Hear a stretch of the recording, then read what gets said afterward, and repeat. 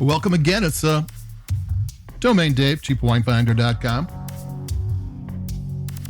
Another wine review. We write them up on cheapwinefinder.com, and then we talk about them here at cheapwinefinder.com podcast.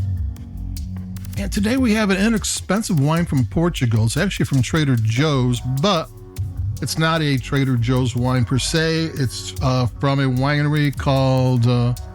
let me grab the cork, because I kept the cork, because it's an actual cork. Portugal is where cork trees are from, and I get so few actual corks with the under $20 wines that we write about. They're all composites or some sort of plastic or something. This is cork. This is Casa Esmeralda Frias.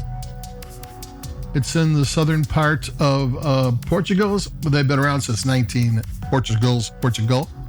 They've been around since 1920. They have been female run for decades, family owned and operated. And the name of this wine is Vinha Da Fonte Reserva 2021. It was $8.99 at Trader Joe's. And we're going to take a sip and we're going to talk about it because there's a bunch to talk about a lot of things here.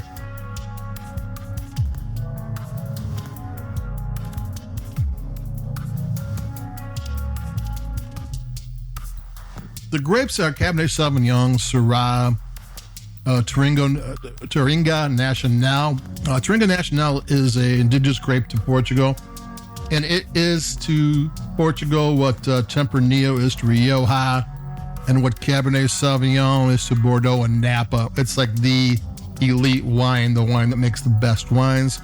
And there's also some Castelao, another local grape. Both that's a tannic grape, usually used in blending. Portugal has a kind of interesting wine history.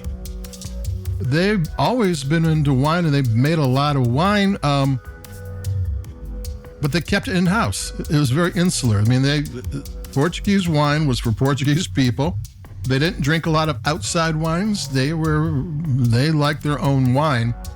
You know, you could get it in Spain and a few other places, but they just weren't that interested, and they made wine custom bespoke for the taste of Portuguese people.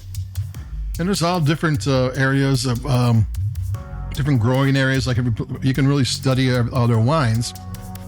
But in 2008, when there was that global economic crash, every country took a big hit, and Portuguese government, to bring money in, decided that we have this great wine here, but we're not selling it to everybody. So they had a plan to start exporting lots of wine, and it's really been since 2008 that you can really start finding Portuguese wines. The problem is, when they first started out, they were kind of made for Portuguese taste, and they weren't necessarily international wine friendly. That's changed in the meantime.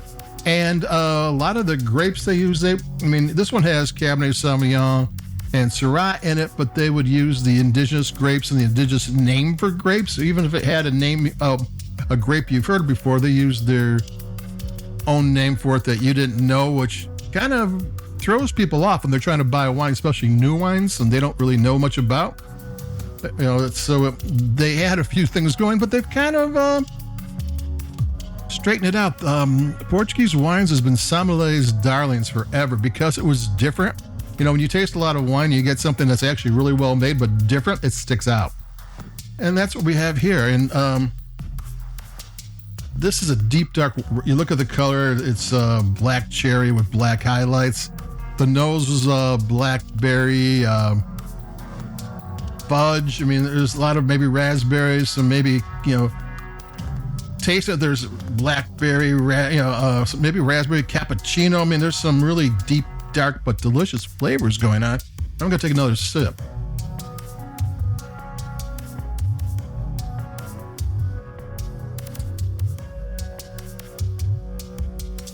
It's smooth and it's got some depth to it.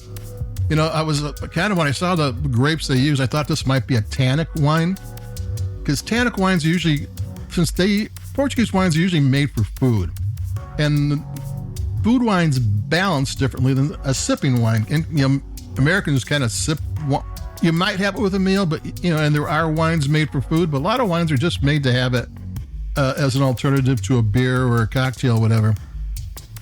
And Portuguese wines were often balanced to have with food, not balanced to hit you right when you sip it. So this one's fine. This one would be great for warm weather stews and that type, or not warm weather, cold weather stews and that type of thing, but it sips really, really well. And it's got these dark, luscious kind of flavors, blackberry, blueberries, there's raspberry, plums,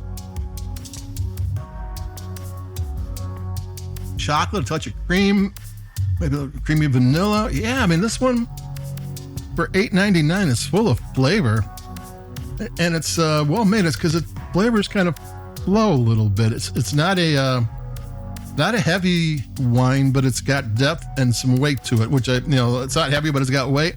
Yeah, but it was well made. I mean, if it's too heavy, it's because they didn't make it right, because it's out of balance. This one's balanced.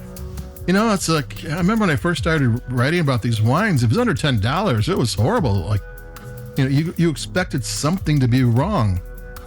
And now it's like, this is delicious. This is really tasty. This is really well made. This is a nice grape selection. And it's not the same old since it's Portuguese flavors.